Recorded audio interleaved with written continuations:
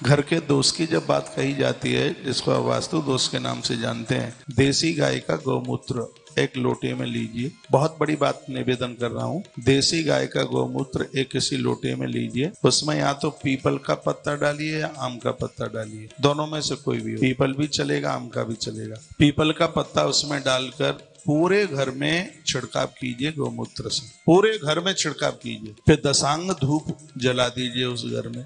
ग्रंथ कहता है कि यदि आपने ऐसा 21 दिन कर लिया है, आपका घर स्वर्ग बन जाएगा, वैकुंठ बन जाएगा, धाम बन जाएगा। वहां किसी भी प्रकार का कोई दोष नहीं रहेगा। इसकी इतनी बड़ी विशेषता है। गूगल जलाने से वास्तु दोष समाप्त हो जाता है। इससे पितृ तृप्त होकर के मुक्त हो जाते हैं। ये धूप की बात कही जा रही है।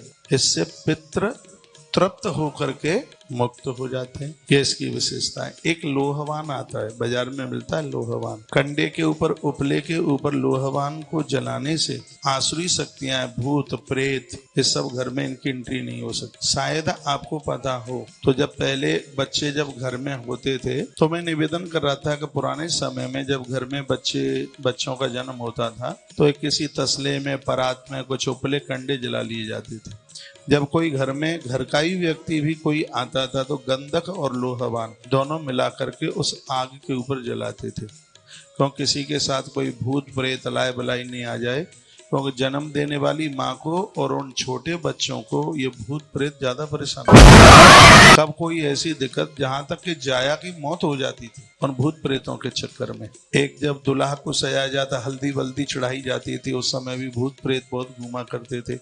कभी कभी तो बेटियों की भामर के साथ में इनकी भामर पड़ जाती और वो पूरे जीवन भर परेशान करते हो। हम तो ये सब चीजें नहीं मानते थे, लेकिन जब उनको जो ग्रंथों में पढ़ा गया, देखा, तो उसके ऊपर विश्वास किया, माना गया। फिर कुछ ऐसी घटनाएं भी घटी हैं, पता लगा कि नहीं ये सब चीजें होती हैं। तो लोबान और खसखस और आता है, बाजार में मिलता है। हाँ, लोबान है, खसखस है, ये चीजें आग के अंगारे के ऊपर जलाई जाए। तो जिनके घर में ऐसी कोई अलाय बलाय, ऐसी कोई दिक्कत है, तो इसके द्वारा वो सब समाप्त हो जाए।